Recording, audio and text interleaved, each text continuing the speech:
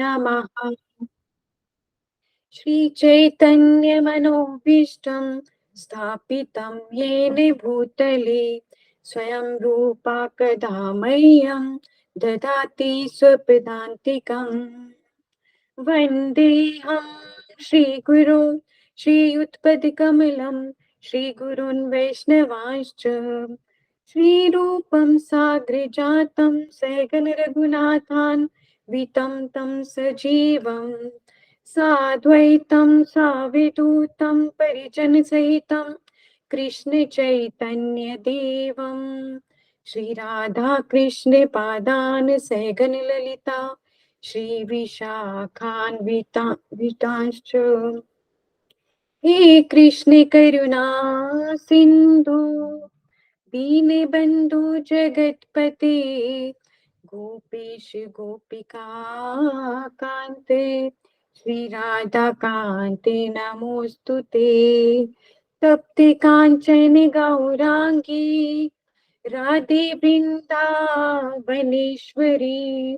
वृषभानुसुते देवी प्रणमामि हरिप्रिये।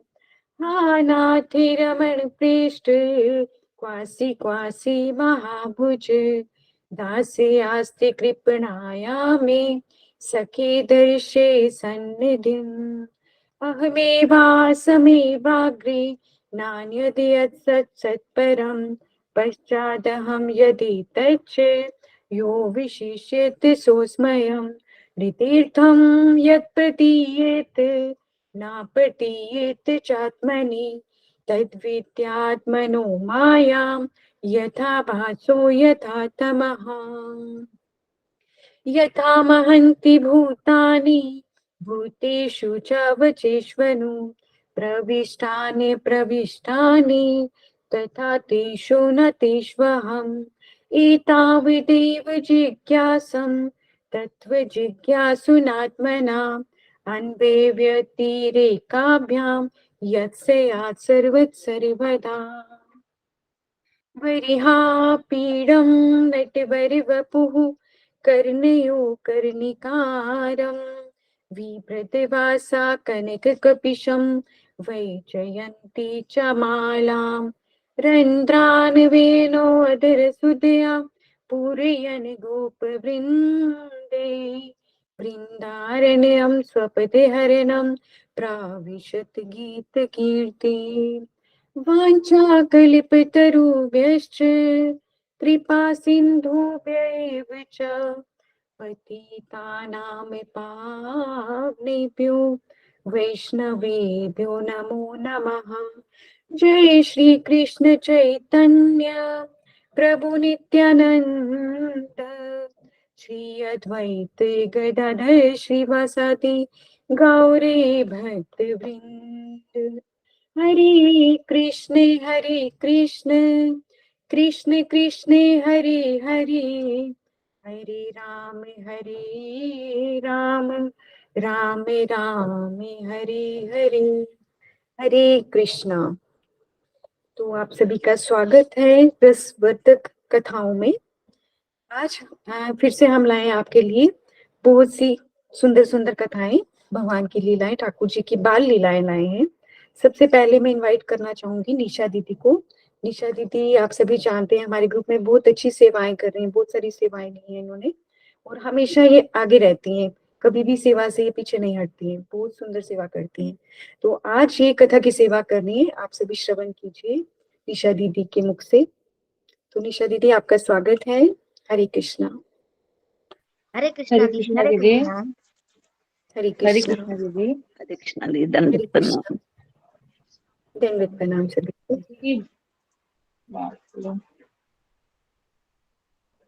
दीदी आप म्यूट कर सकते हो अगर कोई बीच में स्पीकर ऑन है। हरे कृष्णा निशा दीदी, आप मुझे सुन पा रही? हरे कृष्णा दीदी। हाँ जी दीदी। हरे कृष्णा। हरे कृष्णा दीदी। दंडवत प्रणाम सभी वैष्णव गणों को। दंडवत प्रणाम। सर्वप्रथम मैं सुंदर गोपाल प्रभु जी, सुबल प्रभु जी, विशाखा मैया, गहना दीदी और सभी जो भी कथा पिपासु यहाँ पर एकत्रित हुए हैं और जो किसी भी कारणवश यहाँ पर आ नहीं पाए, इस हमारे ऑनलाइन हरि कथा मीटिंग से नहीं जुड़ पाए हैं, उन सभी के चरणों में यथा योग्य कोटि कोटि दंडवत प्रणाम करती हूँ। सभी वैष्णवों को यथा योग्य दंडवत प्रणाम करती हूँ।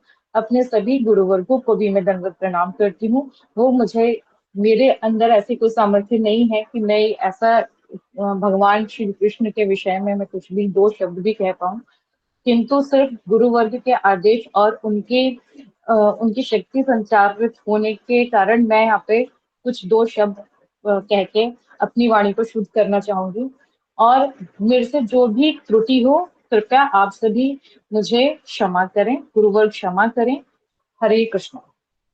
तो आज हम श्रवण करेंगे भगवान श्री कृष्ण के मुख ब्रह्मांड दर्शन लीला पर। तो कल हमने उनकी बहुत सारी बाल लीलाएं श्रवण की थी, और ये भी उनकी एक बाल लीला में बहुत मुख्य बाल लीला है। तो यहाँ पर भगवान श्री कृष्ण, जिनका जन्म गोकुल महावन में हुआ है, और गुरुदेव शास्त्रों के प्रमाण से इस बात को बताते हैं कि जो जिस क्षेत्र में जिस जगह पर ये लीला हुई है उसको ब्रह्मांड घाट कहते हैं, जो कि गोकुल महावन के अंतर्गत आता है। और यहाँ पर ही बहुत ही सुंदर भगवान ने अपनी लीला की है, इसका नाम है मृदु भक्षण लीला। और इस मृदु भक्षण लीला में उन्होंने अपनी माता यशोदा मैया को ब्रह्मांड के दर्शन करवाए। अब किस तरह से दर्शन करवाए वो हम आगे अब श्रवण करते हैं। तो यशोदा मैया जो है वो कृष्ण को ना अपने घर के बाहर नहीं जाने देती हैं। और क्योंकि यशोदा मैया इस डर से कृष्ण को बार बार के घर के बाहर नहीं जाने देती हैं, क्योंकि कृष्ण बार बार माखन चोरी करते हैं और गोपियां आकर मुझे बार बार उसके बारे में बोलकर उलाहना देती हैं। तो यशोदा मैया ने सोचा कि अब मैं इसको ज्यादा बाहर ही नहीं जाने दूंगी, और जो घर का आंगन है वहीं पर ये खेलेगा। तो जो ये घर का आंगन है इसको ब्रह्मांड घाट कहते हैं। यही भगवान श्री कृष्ण के घर का आंगन है, और यहीं पर ही भगवान श्री कृष्ण ने सखाओं के साथ अपना खेलना प्रारंभ किया। जो वो छोटे छोटे थे और उनके सखा भी इतने ही छोटे हैं। और कौन कौन है उनके सखा? उनके सखा हैं श्री दाम जी, सुबल जी, और ये सभी सखाओं के साथ वो खेल रहे हैं। और जब कृष्ण घुटवन चलते थे इसी आंगन में, तो बलराम जी उनसे आगे निकल जाते थे और कृष्ण उनके पीछे पीछे घुटवन चलते थे। तो यह क्यों होता था? क्योंकि बलराम जी गुरु तत्व हैं, तो गुरु हमेशा आगे रहते हैं और कृष्ण हमेशा पीछे रहते हैं। यहाँ पर श्री दाम इत्यादि सखाओं के साथ कृष्ण खेल रहे हैं, तो सारे बच्चे यहाँ पर बच्चों को स्वभाव होता है कि वो ना मिट्टी में खेलते हैं, तो मिट्टी में ना कुछ बनाते हैं, जैसे रेत में कुछ बनाते हैं और मिट्टी में कुछ बनाते हैं। तो यहाँ पर वो मिट्टी में छोटे छोटे मिट्टी के घर बना रहे हैं खेलते खेलते। अब उन्होंने जब मिट्टी के घर बनाने शुरू किए तो श्री दाम जी ने बड़ा सुंदर घर बना लिया। सुदाम, सुबल सखा इत्यादि सभी सखाओं ने बड़े सुंदर सुंदर घर बना लिए, और बलराम जी ने भी बड़ा सुंदर घर बना लिया है। किंतु जो कृष्ण है, जो छोटे से नन्हे से कृष्ण है, वो घर नहीं बना पा रहे हैं। तो बलराम जी तो और वो बार बार बलराम जी के पास जाते हैं, श्री राम के पास जाते हैं। तो वो उनसे कहते हैं कि मुझे भी घर बनाना सिखाओ, किंतु वो उनको नहीं सिखाते, और वो अपना घर बार बार बनाते हैं तो वो टूट जाता है, बनता ही नहीं है। तो कृष्ण को अब बहुत गुस्सा आ गया है, और वो क्या करते हैं, तो अब यहाँ पर उनका स्वभाव बताया है कि यहाँ पर हमें समझना चाहिए कि कृष्ण का स्वभाव कैसा है, कृष्ण कैसे हैं। तो इच्छा मत ब्रह्मा करे ना सृजन, तो इच्छा मत विष्णु करे ना पालन, तो इच्छा मत शिव करे ना संहार। अर्थात आप की इच्छा से ही ब्रह्मा सृजन करते हैं, विष्णु पालन करते हैं और शिव जी संहार करते हैं। तो जो ऐसे ब्रह्मांडों के नायक हैं, तो तुम ही सर्वेश्वर ईश्वर ब्रजेंद्र कुमार, और आप ही सर्वेश्वर हैं जो पूरे विश्व जगत के ईश्वर हैं। आपकी इच्छा से ही सब कुछ होता है। लेकिन इतने इतने शक्तिशाली कृष्ण, और वो आज एक छोटा सा मिट्टी का घर नहीं बना पा रहे हैं। किंतु इसमें कई रसिकों के विचार हैं। तो वो यह कहते हैं कि सब कुछ भगवान की इच्छा से होता है, और उनकी इच्छा शक्ति कौन है? श्रीमती राधा रानी। तो कार्य तो सब राधा रानी ही करती हैं। तो कृष्ण से घर नहीं बन रहा है, इतने में कृष्ण क्या कर देखते हैं कि मेरा ही घर नहीं बन रहा है। श्री राम के पास जाते हैं, उनका घर तोड़ देते हैं, और उनको बोलते हैं तू मुझे घर बनाना सिखा। और श्री राम जी बोलते हैं, मैं तुझे घर बनाना क्यों सिखाऊं, तूने तो मेरा घर तोड़ दिया। कृष्ण कहते हैं, अगर तू मुझे घर बनाना नहीं सिखाएगा तो मैं तेरा फिर से तेरा घर तोड़ूंगा, तो जितनी बार भी तू घर बनाएगा मैं उतनी बार तेरा घर तोड़ूंगा। तो इससे अब कृष्ण जी सबके घर तोड़ देते हैं। तो अब कृष्ण बहुत रोष में आकर क्या करते हैं, वो अपनी सखाओं से अलग होकर अपने आंगन में आकर बैठ जाते हैं, और यहाँ पर आकर वो माटी खाना शुरू कर देते हैं। अब जब वो यहाँ पर बैठकर माटी खा रहे हैं, तो उतने में कृष्ण के सखा आकर कृष्ण को देखते हैं कि कृष्ण तो माटी खा रहा है, और तुरंत जाकर उनके बड़े भैया दाऊ भैया बलराम जी को बताते हैं। अब बलराम जी तो बड़े हैं कि उनसे जाकर बोलते हैं कि देखो दाऊ भैया, कृष्ण वहां पर बैठकर माटी खा रहा है। अब कृष्ण सब सखाओं से नाराज हो चुके हैं, तो वहां पर बलराम जी आते हैं, और बलराम जी भी कृष्ण को समझाते हैं, किंतु वो उनकी बात नहीं मानते, क्योंकि कृष्ण सबसे नाराज हैं, क्रोधित हैं। तो अभी सखा और दाऊ भैया सब मिलकर दोनों माताओं के पास जाते हैं, और माता को तो जब पता चलता है कि कृष्ण बाटी खा रहा है, तो यशोदा मैया भागी भागी भागी वहां पर आती हैं। अब इसके बड़े सुंदर सुंदर कारण बताए कि सखाओं और बलराम जी ने माता को जाकर क्यों बोला कि कृष्ण माटी खा रहे हैं। तो यहाँ पर सखा बोल रहे हैं कि देखो, कृष्ण जितनी भी लीलाएं करते हैं वो हमारे साथ करते हैं। तो जब घर से सुंदर सुंदर रसमलाई आती है, मनोहर लड्डू आते हैं, छाछ दूध दही माखन आता है, और बैगन के पकौड़े आते हैं, तो वो सब हमारे साथ खाते हैं। तो ये पृथ्वी है जिसका एक नाम है रसा। तो इस पृथ्वी से ही सारे रस आ रहे हैं, इसलिए पृथ्वी को रसातल भी कहते हैं। तो आज ये इतना बड़ा रसपान अकेले ही कैसे कर रहा है, और हमें क्यों नहीं करा रहा है? इसलिए मानो सखाओं ने यशोदा मैया के पास जाकर कृष्ण की शिकायत की। और दाऊ भैया सोच रहे हैं कि देखो, मैं तो बड़ा भाई हूँ, ये पूरी पृथ्वी किसकी है? मेरी है। बलराम ही अनंत रूप है और पृथ्वी को अपने कणों पर धारण करते हैं। तो बलराम जी ने क्या देखा कि कृष्ण ने क्या किया है कि पहले जब वह वराह रूप में आया था, तो इसने पृथ्वी को अपने मुख के दोनों सींगों, या जो नथुना होता है, उस पर पृथ्वी को धारण किया था, और मुझसे आज्ञा नहीं ली थी। चलो कुछ नहीं होता, छोटा है, मैंने क्षमा कर दिया। अब दूसरी बार ये फिर आया, तो इसने वामन रूप में भी इसने त्रिविक्रम रूप धारण किया, और पृथ्वी को दो पग में ही पूरा का पूरा नाप डाला। तब भी इसने मुझसे आज्ञा नहीं ली थी। तो अब तीसरी बार भी ये क्या कर रहा है? माटी खा रहा है, और माटी खाने और मुझसे आज्ञा नहीं ले रहा है माटी खाने की। तो कृष्ण इस पृथ्वी का अधिपति अर्थात मालिक तो मैं हूँ, मैं बना हुआ हूँ, क्योंकि पृथ्वी तो मैंने धारण की हुई है। तो इसलिए बलराम जी मैया से जाकर शिकायत करते हैं कृष्ण की, और बोलते हैं कि हाँ हाँ मैया, इसने माटी खाई है।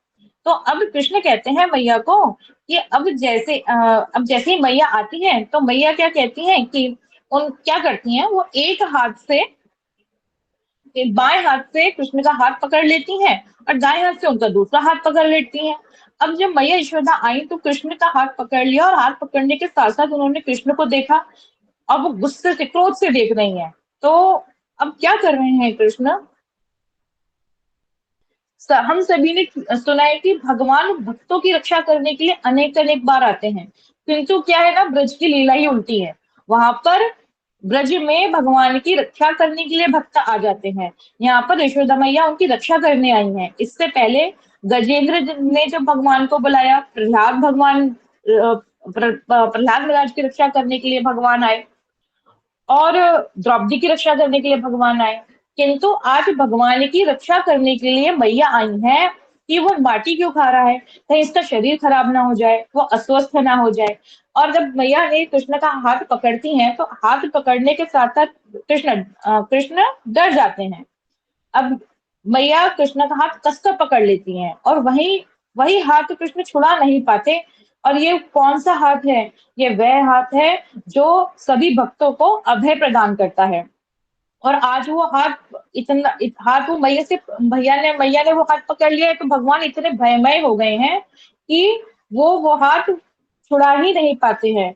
और सारी दुनिया पूरी सारी दुनिया, ये ब्रह्मांड आकर कृष्ण के आके नतमस्तक होता है। किसी में इतनी शक्ति नहीं है जो कृष्ण के हाथ पकड़ ले, किंतु मैया जब इस प्रेम वश में हाथ पकड़ती हैं तो मैया वो हाथ नहीं छुड़ा पाते हैं। और वो क्या करने लगे हैं आप, वो ना आंखों को इधर उधर मटकाना शुरू कर देते हैं। एक एक आंख से पहले इधर देखते हैं, उधर देखते हैं। क्यों? क्योंकि वो इतना डर गए हैं कि कहीं ऐसा ना हो, क्योंकि अब डर उनके उनके चेहरे पे आ गया, मुख पर दिखाई देने लग गया है।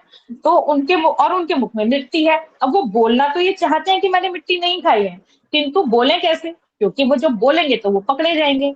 इतने में मैया यशोदा उनका हाथ पकड़ती हैं, तो कृष्ण अपनी आंखों को इधर उधर घुमाना शुरू कर देते हैं। और आंखों को भी घुमा रहे हैं और अपने मुंह को भी घुमा रहे हैं, क्योंकि मुंह में जो मिट्टी भरी हुई है उसको चबाना भी तो है। अब आप इस दृश्य को थोड़ा सा अपने मन में सोचिए और कल्पना कीजिए कि अब भगवान जो अपनी आंखों को इधर उधर घुमा रहे हैं और उस मिट्टी को भी अपने मुंह में चबा रहे हैं, और अब उस धीरे धीरे धीरे करके क्या कर रहे हैं, उस मिट्टी को अंदर निगल लिया उन्होंने, और अपनी आंखों को भी इधर उधर कर रहे हैं, मुंह को भी इधर उधर कर रहे हैं। और इस तरह से, जिससे जैसे कोई चोर होता है, उसको पकड़ो तो आगे पीछे देखता है, तो इन्होंने भी यहाँ पर चोरी की है। किंतु मैया की तरफ देखेंगे तो मैया तो पकड़ लेंगी, और मैया अगर उनको देखेंगी तो वो उनके आंखों से उनको पहचान लेंगी।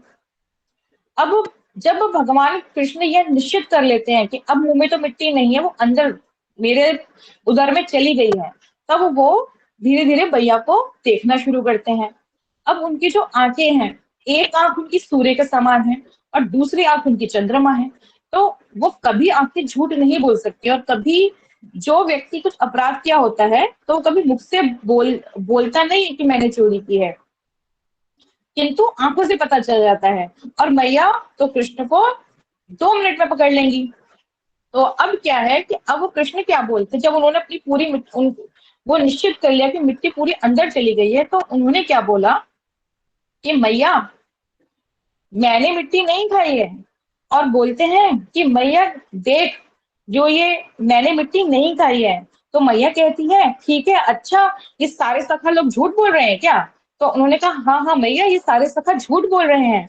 तो उन्होंने कहा अच्छा, तो दाऊ भैया भी झूठ बोलेंगे क्या? तो कृष्ण बोलते हैं कि देख मैया, एक बात सुन, जब मैं मिट्टी खा रहा हूँ, और वो भी अपने घर के आंगन की खा रहा हूँ, तो उनके घर की मिट्टी थोड़ी ना खा रहा हूँ मैं। तो जब मैं अपने घर के आंगन की मिट्टी खा रहा हूँ तो इनसे ये सहन नहीं हो पा रहा है। तो ये सोच रहे हैं,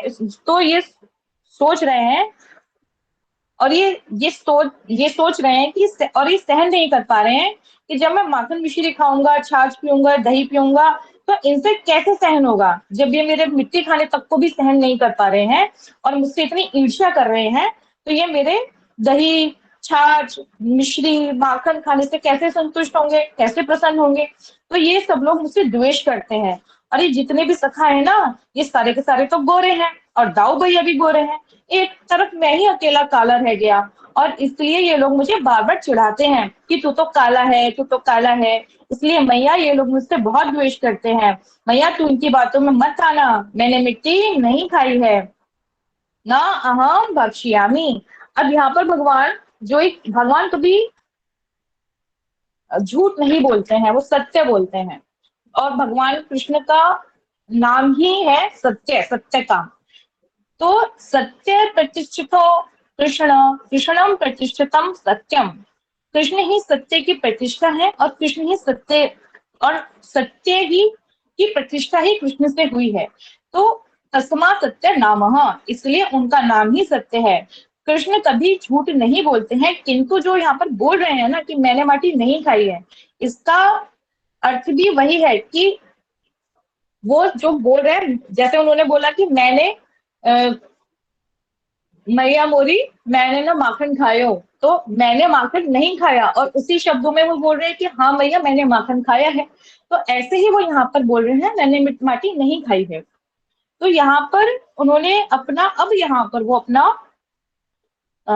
मैया को विश्वास दिलाने के लिए वो अपना मुंह खोल कर दिखाते हैं कि देखो मैया, आप मेरे मुंह में देख सकती हो। तो अब कृष्ण अपना मुख खोलकर मैया को अपने मुख में पूरा ब्रह्मांड दर्शन करवाते हैं।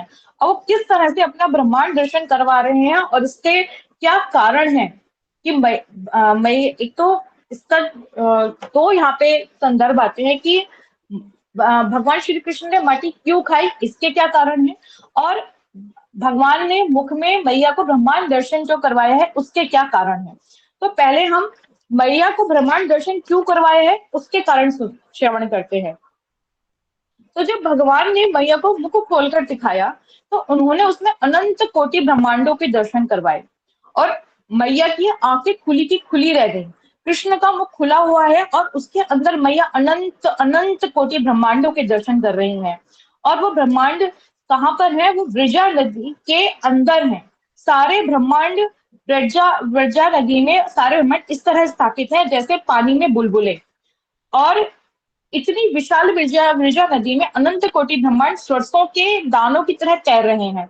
और यशोदा मैया ने इतना बड़ा विश्व रूप देखा है और उनको उसमें क्या क्या दर्शन हो रहे हैं, उनको उसमें उस पूरे ब्रह्मांड में उस ब्रह्मांड में वृंदावन धाम भी नजर आ रहा है और उस ब्रह्मांड में उस छोटे से गोकुल में उस आंगन में बैठे हुए कृष्ण भी नजर आ रहे हैं और वो स्वयं भी उसमें उनको स्वयं के भी दर्शन हो रहे हैं। तो यहाँ पर जो ये विश्व रूप है, जो माता को भगवान श्री कृष्ण यहाँ पे माता को जो अपना विश्व रूप दिखा रहे हैं, तो यहाँ पर भगवान ने ये विश्व रूप अर्जुन को भी दिखाया है। यह विश्व रूप उससे भी अधिक कहीं गुना बड़ा है और उसी के अंदर ब्रह्मांड है और वो स्थान, उन्हीं सारे स्थानों का दर्शन, वो उसके अंदर जो ब्रह्मांड के अंदर जो वृंदावन गोकुल धाम ये सब चीजें जो उन्होंने मैया को दिखाई, उन्होंने ये इतना बड़ा रूप नहीं दिखाया अर्जुन को, किंतु यहाँ पर जो अर्जुन को विश्व रूप दिखाया है और जो मैया को विश्व रूप दिखाया है, इसमें इसमें दोनों का अर्थ जो है वो अलग अलग है। पार्थ इसमें क्या अंतर है, इसमें यहाँ पर अंतर यह है कि यहाँ पर यशोदा मैया की, एक तो भगवान यहाँ पर जो मैया का ये ब्रह्मांड दिखा रहे हैं तो वो मैया की महिमा को और ज्यादा वर्धन कर रहे हैं, उनकी महिमा को दिखा रहे हैं। तो यहाँ पर यशोदा मैया की महिमा को दिखाने के लिए भगवान ने उनको विश्व रूप दिखाया। एक तरफ उन्होंने अपना यह विश्व रूप दिखाया कि मैं कितना विराट हूँ, और एक तरफ मैया खड़ी हैं और जो मुझ पर शासन कर रही हैं, अर्थात मैया का प्रेम। तो यहाँ पर वो ये दिखाना चाह रहे हैं कि कहाँ मेरा विश्व रूप और कहाँ मैया का प्रेम, कौन सी वस्तु अधिक बड़ी है। तो यहाँ पर उन्होंने यह प्रतिष्ठित किया है कि मैया का प्रेम ही सबसे बड़ा है। कैसे, जब अर्जुन ने विश्व रूप को देखा था तो अर्जुन उस समय विश्व रूप को देखकर डर गए थे, भयभीत हो गए थे और उनका जो सख्य रस है वो चला गया था। वो भूल गए थे कि मैं इन भगवान श्री कृष्ण का सखा हूँ और पूर्ण शरणागति करके उन्होंने दास भावों में प्रार्थना की, स्तुति की और उनके परम धाम की उनकी स्तुति करने लगे। और यहाँ पर यशोदा मैया मैया भी डर रही हैं, किंतु अर्जुन उनका विराट रूप देखकर जैसे डर रहे हैं, मैया का डर वैसा नहीं है। मैया इस आशंका से डर रहे हैं कि कहीं कृष्ण का कोई अमंगल तो नहीं हो गया है, इसके मुख में ये क्या क्या दिखाई दे रहा है, कोई भूत प्रेत तो नहीं आ गया है। मैया के और अर्जुन के डरने में बहुत अंतर है। दूसरा, जो मैया का जो वात्सल्य रस है वो यहाँ पर लुप्त नहीं हुआ है, यद्यपि उसका और अधिक वर्धन हो गया है। यहाँ पर सुखदेव जी बताते हैं कि यह विश्व रूप देखने के अगले ही क्षण मैया की स्मृति पूर्ण रूप से विस्मृत हो गई। तो उन्होंने उन्होंने उस रूप जो उन्होंने उस समय देखा था और उनका स्नेह और अधिक वर्धित हो गया। मैया का स्नेह वर्धित हुआ और अर्जुन का सखा भाव लुप्त हो गया। दूसरा, अर्जुन ने स्तुति गान किया और मैया ने स्तुति गान नहीं किया। मैया ने वहां पर उनको और पवित्र किया। कैसे पवित्र किया कि कहीं उनको भूत प्रेत ना लग गया हो। तो ब्रज में कृष्ण का अपना ऐश्वर्य दिखाएंगे तो उल्टा ना उन्हें वहां पे और उनको और ज्यादा उन्हें क्या करेंगे, गौमूत्र हिला देंगे, उनके द्वादश तिलक लगा देंगे गोबर से और पंडितों को बुलाकर मैया ने वहां पे बहुत मंत्र उच्चारण करवाए, हवन पूजा करवाई कि कहीं इसको कोई भूत चढ़ गया है। और अर्जुन को जब विश्व रूप देख रहे हैं तो वो केवल अनंत को देख रहे हैं, विराट रूप को, जो उनका विराट रूप है उसमें वो अनंत देख रहे हैं, उसकी कोई सीमा नहीं है उस अनंत रूप की। किंतु यहाँ पर जो माता कृष्ण को अपना माता के सामने जो कृष्ण अपना विराट रूप दिखा रहे हैं, यहाँ पर वो अपना बाल्य रूप नहीं छुपा सकते, इसीलिए उन्होंने बाल्य रूप के अंदर ही विराट रूप को दिखाया और उस विराट रूप के अंदर पुनः स्वयं और माता को, स्वयं को और माता को दिखाया। तो यहाँ पर भगवान ने एक और अंतर यहाँ पर बहुत स्पष्ट है कि भगवान ने विश्व रूप को देखने के लिए अर्जुन को दिव्य दृष्टि प्रदान की, किंतु माता को दिव्य दृष्टि की आवश्यकता नहीं है। यहाँ पर वो साक्षात दर्शन कर रही हैं और मैया के, और यहाँ पर वो साक्षात उनके दर्शन कर रही हैं और उनको अपने बाल गोपाल ही समझ रही हैं। तो यहाँ पर यह तथ्य वो बिल्कुल सारों का सार यही है कि ब्रज में कृष्ण का ऐश्वर्य है ही नहीं। यहाँ पर गुरुजी कैसे क्या उदाहरण देते हैं कि जैसे आप दूध में को उबालना शुरू करो और उसमें एक छोटा सा तिनका आ जाए, तो उबालते समय वो तिनका कहीं भी नहीं दिखाई देता, वो लुप्त हो जाता है। इसी तरह ब्रज में जो दूध है, ये ब्रज का माधुर्य है, और जो ये तिनका है छोटा सा, वो ऐश्वर्य है, और इस ऐश्वर्य का ब्रज में कोई भी मूल्य नहीं है। अब हम यहाँ पर संक्षिप्त में यह भी श्रवण कर लेते हैं कि भगवान ने माटी क्यों खाई है। तो एक तो हमने ये श्रवण किया कि ये रसातल है और इस रसातल का उन्होंने आस्वादन किया। तो भगवान श्री कृष्ण ने इस रसातल का आस्वादन क्यों किया? क्योंकि इस धरा को, पृथ्वी को रसा बोलते हैं और इसमें बहुत सारे रसायन हैं। तो यहाँ पर इन रसायनों को उन्होंने क्यों भक्षण किया? तो उनको अभी बड़े होकर एक बाल लीलाएं करनी है, बाल लीलाओं के बाद उनको रासलीला करनी है। तो उन्होंने सोचा बड़े होकर मुझे रासलीला तो करनी ही है, तो क्यों ना मैं इन सारे रसों का पान अभी से ही कर लूं, और धीरे धीरे मैं वो अपने रास की वो तैयारी कर रहे हैं। और दूसरा उनका एक कारण यह भी है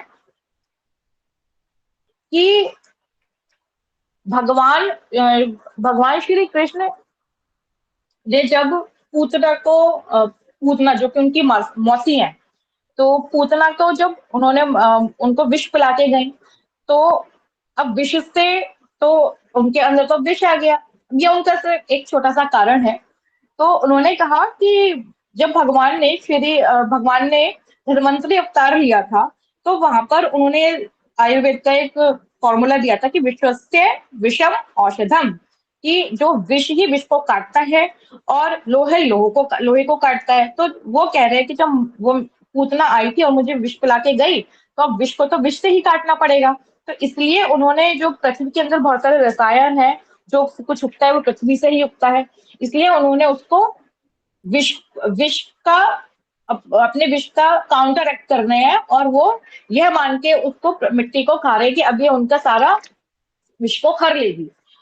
और एक यह कारण भी है कि जब भगवान श्री कृष्ण बहुत सारा माखन खाते हैं, ये तो आप सबको पता है, उनको माखन बहुत अच्छा लगता है। अब मान लीजिए किसी मटके में हम बहुत सारा माखन रखते हैं और अब उसको हमें धोना है, तो वो पानी से तो धुलेगा नहीं, उसके लिए हमें थोड़ा सा मिट्टी उस पर लगानी पड़ेगी तो साफ हो जाएगा। तो इसीलिए भगवान ने अपने उदर में से जो माखन की चिकनाहट है उसको साफ करने के लिए उस मिट्टी का भक्षण किया, उस माटी को खाया, जिससे कि उनका सारा जो पेट उदर है, वो उनकी उदर पूरा ठीक हो जाए। अब यहाँ पर एक और सुंदर कारण भगवान बताते हैं। अब यहाँ पे जो वो बोल रहे हैं कि मैंने माटी नहीं खाई है, तो यहाँ पर एक बताते हैं कि कृष्ण सोच रहे हैं कि मैंने झूठ बोला है। यहाँ पर कृष्ण एक बात सोच रहे हैं कि मैंने तो यहाँ पर झूठ बोला है। क्या झूठ बोला है भगवान कृष्ण ने? भगवान कृष्ण ने गीता में एक बात बोली है। तो उन्होंने गीता में बोला है कि अर्जुन, जो जैसा मेरा भजन करता है, मैं उसी प्रकार, उसी परिमाण में उसके साथ उसका व्यवहार करता हूँ, रेसिप्रोकेट करता हूँ। ये यथा माम प्रपद्यन्ते तांस्त्रैव भाज्य अहम। तो जो जितना मेरा भजन करता है, मैं उतना ही उसका भजन करता हूँ।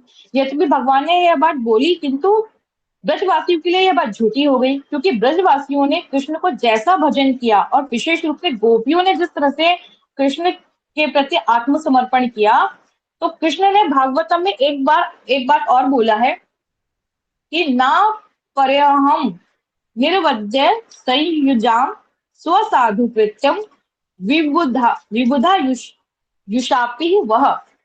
तो उन्होंने बोला है यह जो श्लोक है ये भागवतम का सबसे महत्वपूर्ण और चूड़ामणि चूड़ामणि श्लोक है, जिसमें कृष्ण कहते हैं, अपनी पराजय स्वीकार करते हैं और गोपियों से हाथ जोड़कर बोल भी रहे हैं कि हे गोपियों, मैं तुम्हारे प्रेम का पार कभी भी नहीं पा सकता। अर्थात अगर मुझे ब्रह्मा जितनी आयु भी मिल जाए तो भी मैं तुम्हारे प्रेम का ऋण कभी भी नहीं चुका पाऊंगा। और कृष्ण इस गीता में जो वो प्रतिज्ञा कर रहे हैं उसको वो उन्होंने यहाँ पर तोड़ दिया है, और वो गोपियों को बोल दिया है कि मैं तुम्हारे प्रेम के आगे झुक गया हूँ, मैं तुम्हारे प्रेम का पार नहीं पा सकता, नहीं पा सकता, नहीं पा सकता। तो ब्रजवासियों के आगे कृष्ण की प्रतिज्ञा झूठी हो गई। जब प्रतिज्ञा झूठी हो जाए तो मुख को साफ करना होता है। तो अब वो मुख को कैसे साफ कर रही है, वो मुख को माटी खाकर साफ कर रहे हैं कि देखो मेरी प्रतिज्ञा झूठी हो गई है और अब मैंने माटी खाकर अपने को साफ कर लिया है। दूसरा एक और कारण है कि पृथ्वी का एक नाम है क्षमा। तो पृथ्वी सबको क्षमा करती है, और पृथ्वी पर ही हम खाते हैं, पीते हैं, खेलते हैं, उस पे पैर भी रखते हैं, और पृथ्वी को ही हम खोद देते हैं। तो वो फिर भी वो हमें क्षमा करती रहती है। तो यहाँ पर कृष्ण भी यही कह रहे हैं और सोच रहे हैं कि मैं भी तो अपने सखाओं के साथ लीला करूंगा, और सखाओं के साथ लीला करेंगे तो क्या करेंगे, कभी कंधे चढ़े कभी कंधे चढ़ाए। तो कभी कंधे पर चढ़ जाएंगे, कभी कृष्ण को अपने कंधों पर चढ़ा लेंगे। तो मैं और वो कभी मुझे अपना जूता खिलाते हैं और कभी कृष्ण को गाली भी दे देते हैं। तो मेरे अंदर भी ये गुण होना चाहिए। तो क्षमा करने का गुण को वर्धन करने के लिए वह पृथ्वी का भी भक्षण कर रहे हैं, क्योंकि मुझे यह क्षमा करना सिखा रही है। और एक अन्य कारण बताते हैं कि भगवान यहाँ पे जो भगवान अपने भक्तों के अधीन है। तो भक्तों के अधीन है, तो भगवान यहाँ पे जो भक्तों की कामना है कि भगवान उनको अपना आशीर्वाद दें, अपना उनको फल दें। तो भगवान उन भक्तों भक्तों का मान बढ़ाने के लिए, उनकी महिमा मंडल करने के लिए, और जो जितने भी ब्रजवासी हैं उनके जो रज कण है उसका भक्षण कर रहे हैं और उसको अपने उदर में स्थापित कर रहे हैं। और जो जितने भी देवता हैं जिन्होंने भी उनके भक्तों का कभी आश्रय प्राप्त करने की इच्छा की है, उनका वो सबको उनकी तृप्ति कर रहे हैं। तो इस तरीके से इसके बहुत से अन्य कारण हैं। तो हमने आज संक्षिप्त में इसके ये सारे कारणों का हमने थोड़ा सा श्रवण किया। और यह तो यहाँ पे ये भी है कि जो भगवान यहाँ पर ब्रज मंडल में कभी भी अपना ऐश्वर्य इसलिए नहीं दिखा पाते, उनको ये बहुत डर लगता है कि कहीं भगवान माता को पता चल गया तो भगवान की ये कृष्ण भगवान है, तो भगवान वो कहीं उनको अपने मंदिर में बंद ना कर दे और बस घंटी दिखाएगी, सुबह शाम दिया जलाएगी। तो अब फिर उनकी सारी लीलाएं कैसी होंगी। तो यहाँ पर सारा ऐश्वर्य सब कुछ यहाँ पे उनका कुछ भी नहीं है, यहाँ पे सिर्फ मैया का प्रेम है, और भगवान श्री कृष्ण अपने मैया के प्रेम के अधीन है। और कृष्ण के प्रेम के बिना यह हमारा जीवन भी व्यर्थ है। अगर हमारे हमारे जीवन में कृष्ण प्रेम नहीं है तो हमारे जीवन का हर क्षण एक एक क्षण की व्यर्थ है। और हमें सिर्फ यही कामना करनी चाहिए, यही इच्छा करनी चाहिए कि हमें यह धन बहुत पर्याप्त मात्रा में मिले। और यही कहकर मैं अपनी वाणी को विराम देती हूँ। वाञ्छाकल्पतरुभ्यश्च कृपा सिन्धुभ्य एव च पतितानां पावनेभ्यो वैष्णवेभ्यो नमो नमः। हरे कृष्ण। हरे कृष्णा। हरि हरि बोल। बहुत सुंदर निशा दीदी ने हमें कथा श्रवण करवाई। बहुत स्पष्ट रूप से आपने इतना अच्छा उच्चारण किया कि पूरी लीला आप सबको बहुत अच्छी तरह से समझ में आई होगी और सबने बहुत आनंद लिया होगा। तो आपका बहुत बहुत धन्यवाद। तो नेक्स्ट स्पीकर हमारे साथ हैं अंकुश प्रभु, जो दामोदर लीला हमें बताएंगे। हरे कृष्ण माता जी, दंडवत प्रणाम। दंडवत प्रणाम। ठीक है, मुझे आप स्टार्ट कीजिए। हरे कृष्ण सभी भक्तों को दंडवत प्रणाम। वांछा कल्पतरुभ्यश्च कृपा सिन्धुभ्येव पतितानां पावनेभ्यो वैष्णवेभ्यो नमो नमः। गुरुवे गौरचंद्राय राधिकालय कृष्णाय कृष्ण भक्ताय तद्भक्ताय नमो नमः। हरे कृष्ण। तो हम स्टार्ट करते हैं। जैसे कि दामोदर लीला जो है वो ये कब होती है, दिवाली के दिन पे। तो ये जो पास टाइम है, ये जो दामोदर लीला जो है ये दिवाली के दिन पे होती है। और कार्तिक के महीने में आती है। अभी हमें कार्तिक का महीना हर साल आता है, फिर भी भक्तों को बहुत उत्साह से कार्तिक का महीने का इंतजार करते हैं, जबकि लीला वही है, वही लीला हम श्रवण करते हैं जो शास्त्रों में है, दिव्य है, जो लीला हुई है। पर लेकिन उसी में हमें आनंद आता है। अब जैसे कोई हमें मेटेरियल चीज देखते हैं, जैसे भौतिक चीजों को हम श्रवण करते हैं या सुनते हैं जैसे फिल्मों का, तो हम 2-3 से ज्यादा बार देख नहीं सकते। पर लीला का, भगवान की लीला ऐसी इतनी मधुर है कि हम हर साल उनका इंतजार करते हैं। और अगर निरंतर भी एक लीला का भी स्मरण करते रहें, सुनते रहें, तो भी हम इस चीज से बोर नहीं होंगे। तो ये स्टार्ट करते हैं। तो अभी यशोदा मैया ने ऐसा सोचा कि कृष्ण के लिए सबसे अच्छा माखन बनाया गया था। अब वो क्यों मैया के दिमाग में आया, मैया के क्यों ध्यान में आया? क्योंकि पहले तो क्या है कि उनको गोपियों से बहुत कंप्लेंट्स आती थी, बहुत ज्यादा ना शिकायतें आती थी कि तुम्हारा लल्ला माखन चुराता है हमारे घर से। अब एक मैया कैसे सहन कर ले ये कि उनका बेटा माखन खा रहा है दूसरे के घर से, और वो भी चुरा के। अब मैया के लिए ये बिल्कुल भी सहन नहीं कर सकते मैया। तो भी क्या है कि नंद बाबा के पास थी 9 लाख गाय, और कुछ गायों का ऐसा सौभाग्य था कि उनको कृष्ण के लिए माखन देने का मौका मिलता था। तो उनको अलग अलग प्रकार की, अलग अलग रंगों की घास घास खिलाती थी मैया। तो ऐसे फिर वो दूध भी देती थी, अलग अलग प्रकार की खुशबू थी। तो अभी जो कृष्ण थे वो बहुत ही उत्सुक थे कि ऐसे माखन चुराने के लिए बहुत उत्सुक रहते थे। तो तब जब जिस समय ये मैया ने डिसाइड करा, मैया ने सोचा कि, तो उस समय मैया ने ऐसा सोचा कि अभी कोई जैसे कोई था नहीं वहां पे ना, कोई भी साथी उनका नहीं था कि ताकि जो माखन बना सके। तो उन्होंने माखन खुद बनाना स्टार्ट कर दिया। अब शुरुआत कर दी माखन बनाने की। तो अभी मैया माखन तो बना रही है, पर उस समय कृष्ण की लीलाओं का स्मरण कर रही है जो पहले हुई भी है। कृष्ण की लीलाएं मैया के साथ हुई, उनका स्मरण करके गा रही हैं, खुश हो रही हैं। और उनकी जो कानों के कुंडल हैं वो भी घूम रहे हैं, पायल भी, इतनी मधुर आवाज आ रही है मैया जब मथ रही है माथे माखन, तो बहुत मधुर स्वर आ रहा है ऐसे। तो मैया को बहुत खुशी हो रही है ये सब करके। अभी यशोदा मैया की इस बात से हम ये सीख मिलती है, वो हमें सिखा रही हैं।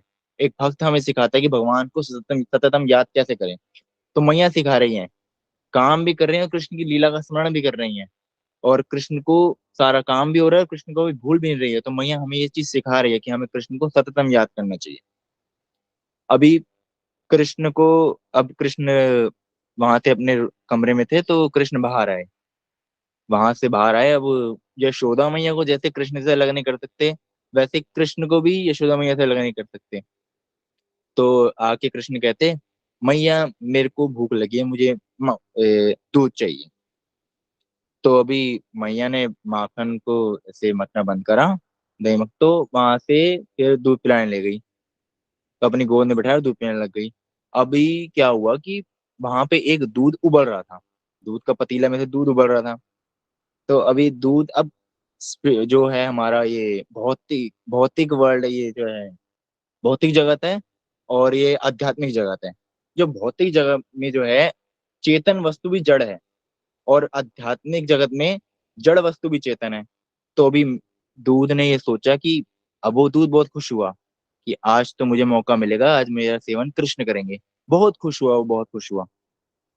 पर लेकिन जैसे वो देखता है कि आज मैया दूध पिला रही है, तो ने सोचा, ओहो मेरा तो भाग्य ही खराब है, मैं क्या करूं, मेरे तो ये जीवन का कोई मकसद ही नहीं रहा जीने का। अब मुझे बिल्कुल यहाँ पे आत्महत्या कर लेनी चाहिए। तो अब दूध ने आत्महत्या करने का सोचा, अब कैसे आत्महत्या करें? तो दूध उबलने लग गया। अब जैसे उबलेगा दूध बाहर आएगा, दूध अग्नि में चला जाएगा। तो दूध ने सोचा मैं आत्महत्या कर लूं। तो अभी ये देख के मैया आ गई।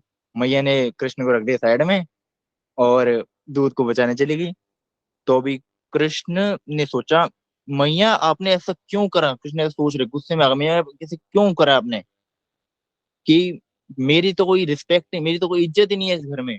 कृष्ण ऐसे कह रहे, ऐसे सोच रहे, क्योंकि कृष्ण को चाहिए कि बिल्कुल पूरी उनको अटेंशन चाहिए इस चीज में, यशोदा मैया से। तो उन्होंने फिर क्या करा, अभी जो दही थी, माखन जो था, खाने लग गए।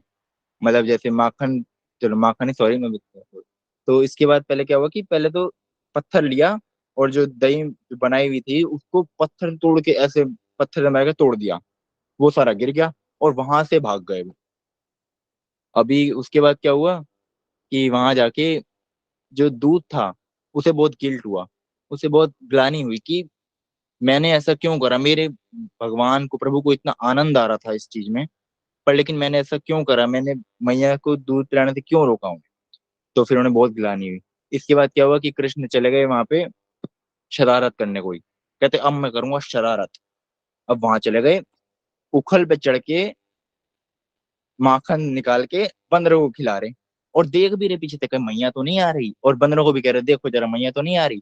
तो किसी ने देखा, पर जैसे ही मैया आई, मैया को पता चल गया हाँ इसने ये माखन यहाँ गिरा तो ये यहीं पे होगा, ये जरूर कृष्ण की हरकत है। तो मैया गई है वहां पे।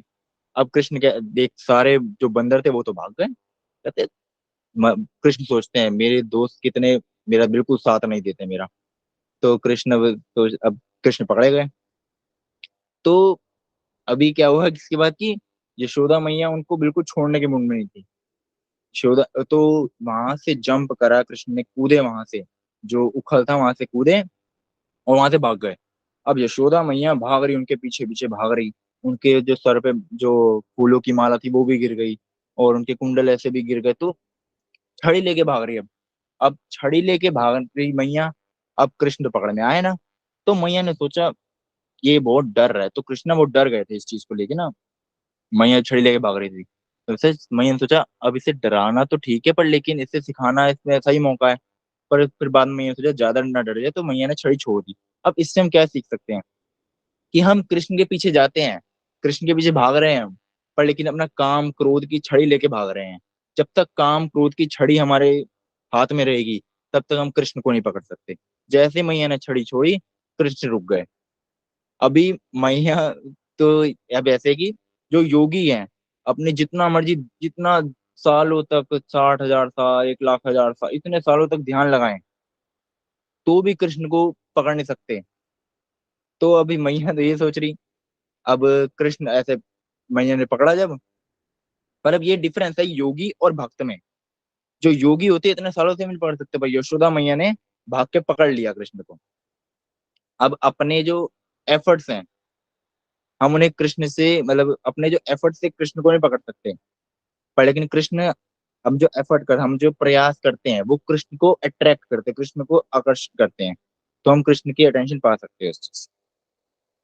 तो अभी जो दामोदर है, दाम उदर मतलब दाम से जब ये रोप को जो रस्सी से बांधना, अभी मैया ने रस्सी से बांधना चाहा कृष्ण को। मैया ने सोचा कि अब कोई रास्ता तो है नहीं, अब इसे यहीं से रोप से रस्सी से बांध देते हैं। तो मैया ने फिर उसे रस्सी से बांध दिया। अभी वो जैसे ही बांध रही थी तो दो उंगलियां कम पड़ रही थी उसमें। अब फिर मैया ने कहा अंदर से और रस्सी लाती हूँ, तो अंदर से और रस्सी लाए वो, तब भी कम पड़ रही। तो फिर सारी गोपियां ही थी सारे, अब ये बात ना पूरे वृंदावन में पूरे पूरे वृंदावन में ब्रज में फैल चुकी थी कि कृष्ण को देखो सजा मिल रही है, कृष्ण को यशोदा में ये सजा मिल रही है। तो सारे आ गए, सारे अपना काम छोड़ के तो आके खड़े हो गए। अब गोपियां हंस रही हैं। अब उनके जो सखा है वो मदद करना चाह रहे हैं, पर यशोदा मैया आगे आगे तो मदद कर नहीं सकते, चलेगी कैसे। जो गोपियां हैं वो यशोदा मैया की साइड साइड ही लेंगी, कृष्ण की साइड लेंगी नहीं ऐसे। तो फिर यशोदा मैया ने बांधा, दो उंगलियां कम पड़ रही। तो अंदर से और गोपियों को बोला और रस्सी लाओ, और रस्सी लाई वो। तो भी दो उंगलियां कम पड़ रही। अब ये देख के सब हंस रहे हैं कि अरे देखो प्रयास देखो कर रहे हैं फिर भी नहीं हो रहा। मतलब पूरे ब्रज की रस्सी ले आए, पूरे वृंदावन की रस्सी ले आए, तब भी जाके ये जो है कम ही पड़ रही थी दो उंगलियां। तो ये दो उंगलियां किस चीज की कम है, कृष्ण को अगर बांधना चाहते हैं तो किस चीज की दो उंगलियां कम है। एक तो है हमारा प्रयास और एक है कृष्ण की कृपा। अभी हम अपने हमारा जो प्रयास हम प्रयास ही नहीं करते उनको पाने का। हम दिन में भी पूरा जो होता है अपने समय व्यर्थ करते हैं, हमारे फोन को उठाया, हमारे चार्जर को उठाया, हमारे ये को उठाया, हमारे वो उठाया, हम भी नहीं कहते हमारे कृष्ण को उठाया, हमारा हमारे राधा रानी को उठाया, मतलब ये सब नहीं बोलते हम सिर्फ फालतू चीजों में टाइम वेस्ट करते हैं, हमारा प्रयास ही नहीं उनको पाने का। तो अभी यशोदा मैया का जब प्रयास देखा भगवान ने, तो दूसरी क्या है कृपा भगवान की। जैसे ही यशोदा मैया का प्रयास देखा, यशोदा मैया बहुत थक चुके, शाम हो चुके, तो कृष्ण बनने को तैयार हो गए। एक तो 2 उंगलियां कम कौन सी थी, एक तो भगवान की कृपा और एक था हमारा प्रयास। जब ये दोनों मिलते हैं तो हम भगवान को बांध सकते हैं। तो अभी मैया ने उन वहां से बांध दिया और मैया अपने काम में लग गई। अभी पीछे से आए बलराम जी। अब बलराम जी को किसी ने बलराम जी रोहिणी मैया गए हुए थे कहीं, तो वो इस समय लीला में नहीं थे जब मैया ने बांधा। तो बलराम जी को किसी ने बताया कि कृष्ण को बांध दिया है। तो बलराम जी कहते, किसका इतना दुस्साहस कि मेरे कान्हा को बांध सके, मुझे बताओ, मैं अभी उसे नष्ट करता हूँ। तो बलराम जी तो बहुत क्रोधित हो गए। जानते हैं बलराम जी कितने क्रोध हो जाते हैं छोटी छोटी बातों पे। क्रोध हो गए वो बिल्कुल ही।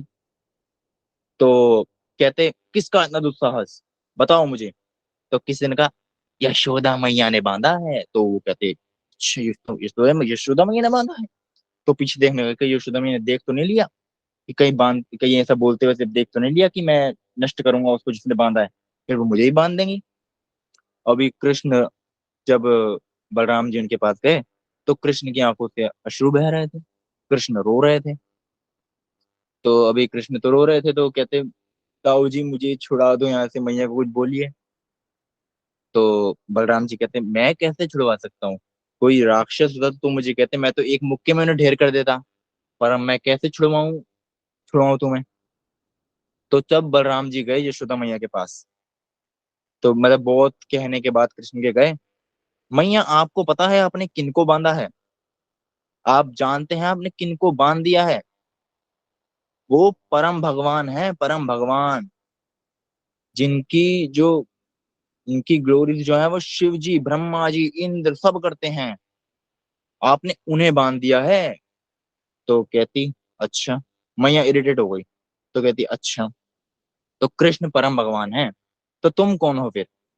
तो बलराम जी कहते हैं, मैं जो हूं, मैं हूं कृष्ण की सबसे पहली एक्सपेंशन, सबसे पहले बार उनसे मैं ही आया। तो कहती, अच्छा। तो फिर कहते, अब जैसे राम जी की जो हुई थी, राम अवतार जो हुआ था उसमें भी मैं लक्ष्मण बन के आया था, आपको पता है। तो कहते, अच्छा, मतलब सारे भगवानों को मेरा ही घर मिला आने के लिए। तो कहते, हाँ। अभी जब यशोदा मैया ने को बताया कृष्ण ये बलराम जी ने कि जब कृष्ण की ये सब ग्लोरीज बताई, तो कहते, अब ग्लोरी मेरी व्याख्या करना है, अब मेरी ग्लोरीज सुनाने का वक्त है। तो वो अपनी ग्लोरीज बनाने लग गए थे कि मैं ये, मैं वो। तो मैया ने उन्हें छड़ी और कहती, अगर एक शब्द और बोला तो तुम्हें भी वैसे ही बांध दूंगी जैसे कृष्ण को मैंने बांधा है। तो फटाफट बलराम जी भाग के चले गए। अब कृष्ण को कहते, देखो, अगर कोई राक्षस होता तो मैं जरूर मार देता उसको, क्षण में खत्म कर देता, पर लेकिन मैया से अब मैं कैसे ही बहस करूं, तो इसलिए मैं, अब तुम अपना खुद देखो, अब मैं यहाँ से जा रहा हूँ। तो बलराम जी वहां से चले गए। अभी बारी आई कृष्ण की। अब कृष्ण सोचते, ये मैया ने बिल्कुल सही नहीं करा, अब मैं करूंगा और लंबी शरारत और बड़ी शरारत, तब मैया को पता चलेगा। तब कृष्ण ने सोचा, अब मैं जो जो उनके बाहर जो वृक्ष थे आंगन में, उनको कहते हैं अर्जुन वृक्ष। अर्जुन वृक्ष उनके नाम थे वृक्षों के। तो भगवान कहते, अब बारी है इनको गिराने की। तो भगवान जा रहे, उखड़ उखड़ उनके पीछे बंधा है, भगवान चल चल के गए जैसे ही और गिरा दिया। अब अर्जुन वृक्ष क्या थे कि नल कुबेर और मणिग्रीव, जो कि कुबेर के पुत्र थे। अब इनकी ये कैसे पेड़ बने, इसकी व्याख्या है कि एक बार वे समुद्र में, कुंड में, नदी में नहा रहे थे। तो बिल्कुल और उनके साथ बहुत सी कन्याएं थी और नग्न थे सारे सब, तो ऐसे वो नहा रहे थे। तो जैसे उस समय नारद मुनि आ गए। अभी नारद मुनि देखते हैं, नारद मुनि देख के सारी कन्याएं जो शर्मा जाती है और आगे जाके छुप जाती है, लज्जित हो जाती है, तो आगे जाके चली जाती है, छुप जाती है। पर लेकिन ये कुबेर के जो पुत्र थे, नल कुबेर और मणिग्रीव, ये बिल्कुल लज्जा नहीं करते, बिल्कुल ऐसे ही ये मदिरा पान में धुत होते हैं बिल्कुल। तो ये सब देख के कुछ नहीं करते। तो नारद मुनि को लगा कि अब इनको उद्धार करने का समय है। अब नारद मुनि ने तो श्राप दिया, अब कि भक्तों का जो श्राप होता है वो भी वरदान ही होता है। तो नारद मुनि ने श्राप दिया कि तुम्हें अब पेड़ भर कर वृक्ष बन के रहना होगा, तुम्हें नग्न रहने का बहुत शौक है ना, तो अब वृक्ष बन के रहोगे, कोई कपड़ा तुम पे नहीं रहेगा। तो अब सोचे कि चलो इनको उद्धार करवाएंगे कृष्ण के साथ। तो कृष्ण ने फिर जैसे ही वहां से गए तो पेड़ को गिरा दिया। नलकुबेर और मणिग्रीव। अब ये देख के जो नंद बाबा थे उन्होंने आके कृष्ण को छुड़वा दिया कि देख के पेड़ गिर गए हैं, तो कृष्ण को छुड़वा लिया। अब इससे एक बहुत बड़ी सीख मिलती है। अभी कृष्ण देखते हैं कि आसपास मैं इतनी देर से बंधा, वो ये इस बात में ये सोचते हैं कि अभी मैं इतने टाइम से ही बंधा हूं तो मैं कितना थक गया हूं। अभी अगर ये जो पेड़ हैं ये कितने टाइम से बंधे हुए हैं, वृक्ष हैं ये कितने टाइम से बंधे हुए हैं, तो अब है इनको मुक्त करने का समय, इनको मुक्त करता हूँ। तो जैसे मुक्त करने जाते हैं तो नंद बाबा हैं आके उनको, कृष्ण को मुक्त कर देते हैं। तो हमें सीख ये मिलती है कि अगर हम भले ही हम खुद इस भौतिक दुनिया में बंधे हुए हैं, पर लेकिन हम प्रचार करने बाहर जाते हैं, हम प्रचार करते हैं, दूसरों को मुक्त कराने की हम सोचते हैं, तो हमारे जो पिता हैं, जैसे कृष्ण के पिता नंद महाराज नंद बाबा हैं, उन्होंने आके कृष्ण को मुक्त कर दिया, वैसे हमारे पिता हैं कृष्ण, तो वो हमें आके मुक्त कर देंगे। जैसे कृष्ण ने उनको मुक्त करा और जैसे नंद मामा ने फिर कृष्ण को मुक्त करा, वैसे ही हमारे जो पिता हैं वो हमें यहाँ से मुक्त कर देंगे। तो ये थी हम एक दामोदर लीला। अब हम सुनते हैं, अब हम करते हैं ये दामोदर अष्टकम का, एक मिनट निकाल लेता हूँ, दामोदर अष्टकम की लीला का श्रवण करते हैं। दामोदर अष्टकम पढ़ते मुझे पेज नंबर कितना है? हैं। माता जी ये मुझे नहीं पता पेज नंबर, मैं नेट से देख रहा हूँ ये। स्क्रीन स्क्रीन शेयर कर देंगे प्रभु जी इसमें, आप शुरू कीजिए। जी माता जी। नमामीश्वरं सच्चिदानन्दरूपं लसत्कुण्डलं गोकुले व्राजमानं यशोदाभियुलुखलाग्धवमानं परमृष्टमत्यन्ततो धृत्य गोप्या। अब इसका अर्थ क्या है? जिनके कपोलों पर दो दुल्यमान मकरातक कुंडल क्रीड़ा कर रहे हैं, जो गोकुल नामक अप्रकट चिंतामय धाम में परम शोभायान है, जो दधी भांड और दूध और दही से भरी मटकी फोड़ने के कारण माँ यशोदा के भय से भीत होकर ओखल से कूदकर अत्यंत वेग से दौड़ रहे हैं, जिन्हें माँ यशोदा उनसे भी अधिक वेगपूर्ण दौड़ कर पकड़ लिया है, उस सच्चिदानंद स्वरूप सर्वेश्वर श्री कृष्ण को मैं वंदन करता हूँ। इसका अर्थ यह है, जैसे हमने सुना कि जब भगवान उखल से कूदते हैं तो यशोदा मैया छड़ी लेकर पकड़ती हैं भगवान को, तो इसका अर्थ ये है अभी अभी भगवान बहुत भयभीत हो गए हैं इस चीज से ना देख के। अभी परम भगवान वो भयभीत हो गए, बताइए। तो रुदन अभी है, रुदंतम मुहुर्नेत्र युग्मं मृजंतम कराम्भोज युग्मेन सातंक नेत्रम मुहुश्वास कंपात्रिरेखाक कंठ स्थिताग्रैव दामोदरम भक्तिबद्धम। जननी के हाथ में छड़ी देखकर, मार खाने के भय से डरकर जो रोते रोते बारंबार अपनी दोनों आंखों को अपने हस्त कमल से मसल रहे हैं, अभी रुदन कर रहे हैं, भगवान रो रहे हैं, बिल्कुल ऐसे ही आंखों पे अपने, जैसे बच्चे मसलते नहीं अपनी आंखें, वैसे अपने मुट्ठी बना के वैसे ही भगवान रो रहे हैं, जिनके दोनों नेत्र भय से अत्यंत विहिल हैं। रुदन के आगवे से बारंबार श्वास लेने के कारण त्रिरेखा का युग कंठ में पड़ी हुई मोतियों की माला आदि कंठभूषण कंपित हो रही है, और जिनका उदर माँ यशोदा की वात्सल्य भक्ति के द्वारा रस्सी से बांधा हुआ है, उन सच्चिदानंद स्वरूप सर्वेश्वर श्री कृष्ण में को मैं वंदना करता हूँ। इति दृक्स्वलीलाभिरानन्द कुंडे स्वघोषं निमज्जन्तमाख्यापयन्तम् तदीयेषितग्नेषु भक्तिर्जिता त्वं पुनः प्रेमतस्तं शतावृत्ति वन्दे। जो इस प्रकार दाम बंधनानी रूप बाल्य लीलाओं के द्वारा गोकुल वासियों को आनंद सरोवर में नित्य काल सरावोर करते हैं, जो ऐश्वर्य पूर्ण ज्ञानी भक्तों के निकट मैं अपने ऐश्वर्यहीन प्रेमी भक्तों द्वारा जीत लिया गया हूँ, ऐसा कहते हैं, ऐसा भाव प्रकाश डालते हैं, उन दामोदर कृष्ण की मैं प्रेम पूर्वक बारंबार वंदना करता हूँ। और भगवान इसमें कह रहे हैं कि मैं अपने ऐश्वर्यहीन प्रेमी भक्तों के द्वारा जीत लिया जाता हूँ। मतलब जो बिल्कुल ऐश्वर्य से हीन है, उन प्रेमी भक्तों के तरफ प्रेम की बात जो है, अगर भगवान से प्रेम नहीं होगा तो भगवान को कैसे जीतेंगे। भगवान कह रहे हैं ना, प्रेमी भक्तों द्वारा जीत लिया जाता हूँ। तो अबे वरम देव मोक्षम न मोक्षावधिं वा न चान्यम वृणेहा वरेशादपीहा इदं ते वपुर्नाथ गोपाल बालम सदा मे मनस्या विराष्टम किमन्ये। हे देव, आप सब प्रकार के वर देने में पूर्ण समर्थ हैं, तो भी मैं आपसे चतुर्भुज पुरुषार्थ रूप मोक्ष, मोक्ष की चरम सीमा स्वरूप श्री वैकुंठ आदि लोक भी नहीं चाहता। ना मैं श्रवण न कीर्तन आदि नवदा भक्ति द्वारा प्राप्त किए जाने वाले कोई दूसरा वरदान भी आपसे मांगता हूँ। हे नाथ, मैं तो आपसे बस इतनी कृपा ही मांगता हूँ कि आप अपना ये बाल गोपाल स्वरूप मेरे हृदय में नित्य काल विराजमान रहें। मुझे और दूसरों वरदान से कोई प्रयोजन नहीं। मतलब इसमें ये कह रहे हैं कि मुझे भगवान से कह रहे हैं कि भगवान आप मेरे हृदय में आ जाइए।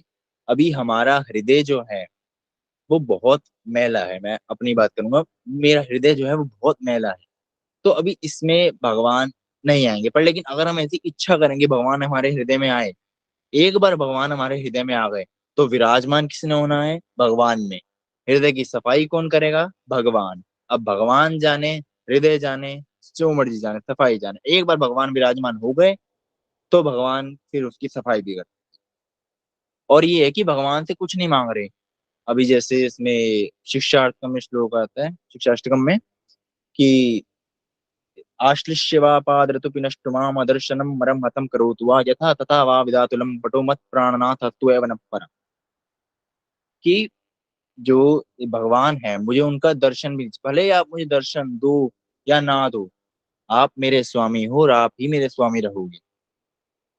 तो इस श्लोक का जो है वो राधा रानी भी कहती है, पर वो एक अलग टॉपिक हो जाएगा, तो हम उस पे नहीं जाएंगे। इदं ते मुखाम्भोजमत्यन्त नीले पृथकुन्तलैस्निग्धरक्तैश्च गोप्या मुहुश्चुम्बितं बिम्बरक्ताधरं मे मनस्या विराष्टम् अलम लक्ष्य लाभे। हे देव, अत्यंत श्यामल वर्ण और कुछ कुछ लालिमा लिए हुए चिकने और घुंगर घुंघराले लाल बालों से घिरा हुआ तथा माँ यशोदा के द्वारा बारंबार चुंबित आपका मुख कलम और पके हुए बिंब फल की भांति अरुण अधर पल्लव मेरे हृदय में सर्वदा विराजमान रहे। मुझे लाखों प्रकार के दूसरे लाभों की आवश्यकता नहीं है और कुछ नहीं चाहिए।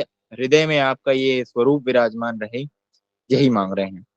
नमो देव दामोदर अत्यंत अनंत विष्णु प्रभो दुख जलाब्धिमग्रम कृपा दृष्टि वृष्टाति दीनम बतानुम गृहाणेश मामनेव अत्रिदृक्षया।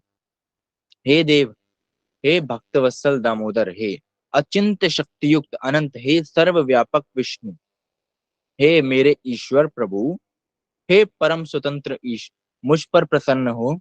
मैं दुख समूह रूप समुद्र में डूबा जा रहा हूँ, अतएव आप अपनी कृपा दृष्टि अमृत की वर्षा मुझ पर अत्यंत दीनहीन शरणागत पर अनुग्रह कीजिए एवं मेरे नेत्रों के सामने साक्षात रूप से दर्शन दीजिए।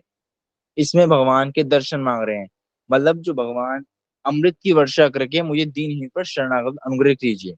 मतलब अगर भगवान की एक दृष्टि अगर हम पे पड़ गई तो हमारे हृदय में कृष्ण प्रेम की वर्षा हो जाएगी। अभी कृष्ण प्रेम की, अभी हमारे जो श्री गुरु हैं उनकी कृपा से और भगवान की कृपा से ही भक्ति में आगे बढ़ते हैं। अब जैसे एक श्लोक है, ब्रह्मांडे भ्रमिते कोनो भाग्यवान जीव गुरु कृष्ण प्रसादे पाए भक्ति लता बीज।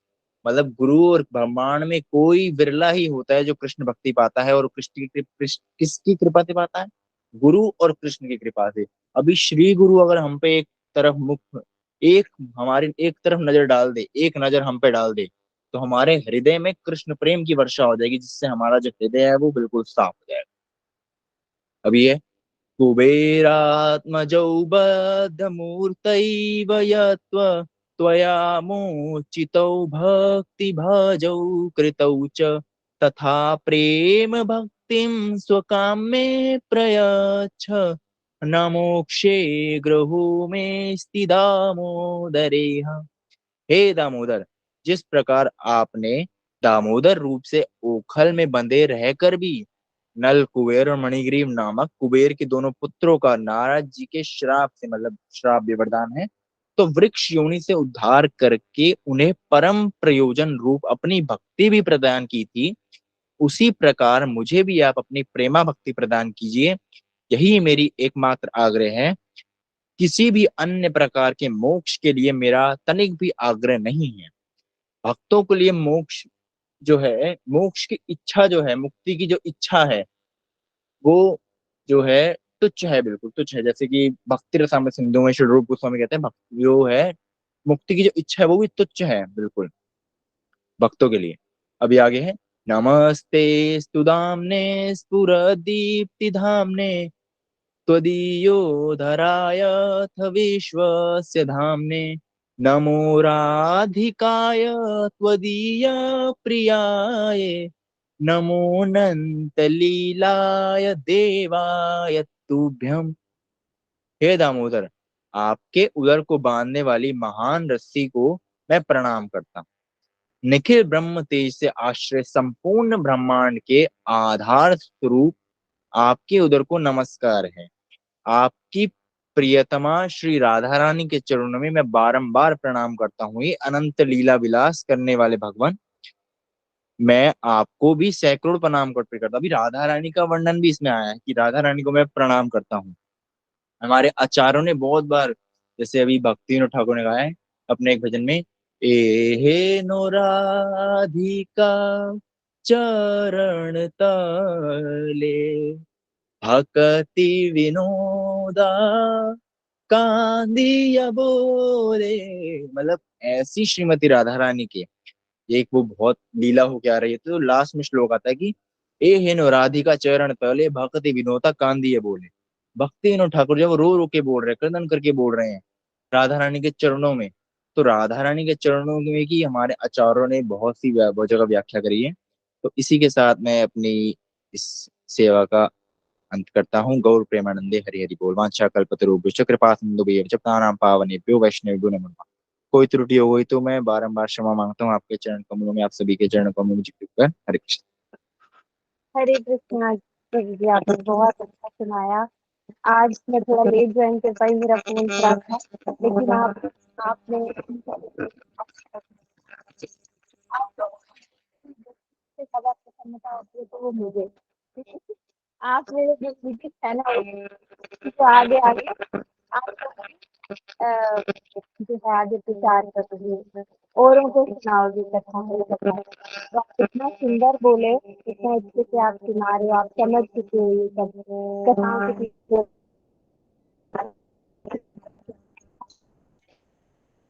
दीदी आपकी आवाज ना क्लियर नहीं आ रही है। हरे कृष्णा, आ रही है दीदी? हरे कृष्णा। हाँ जी आवाज। हाँ जी, तो आज प्रभु ने उन लीलाओं का है। दाम बंधन लीला एक बहुत महत्वपूर्ण लीला है, जो कार्तिक में ये दामोदर अष्टकम हम रोज गाते हैं। हमारे गुरुजी ने बोला कि इसी लीला का चिंतन करते हुए हमें कार्तिक मास का जो है व्रत करना चाहिए। तो बहुत मुख्यपूर्ण महत्वपूर्ण लीला है, जिसमें बहुत सारी शिक्षाएं हैं। ये इतनी सुंदर तरह से अंकुश प्रभु ने बोली। आप प्रभु जी से ही आगे भी प्रयास करते रहना। निशा दीदी, आपने भी बहुत अच्छा बोला। जब भी कभी सेवा का अवसर मिले, आप ऐसे ही खिला रहना, वो विषय आए पे। हरे कृष्णा जी, आज का सेशन हम आज यहीं पे विराम करते हैं। अच्छा, कल्पतरुभ्यश्च कृपा सिंधु पतितानां पावनेभ्यो वैष्णवेभ्यो नमो नमः। कल फिर हम दोबारा आएंगे कुछ नई लीलाओं के साथ। हरे कृष्णा। हरे कृष्णा दीदी, दंडवत प्रणाम।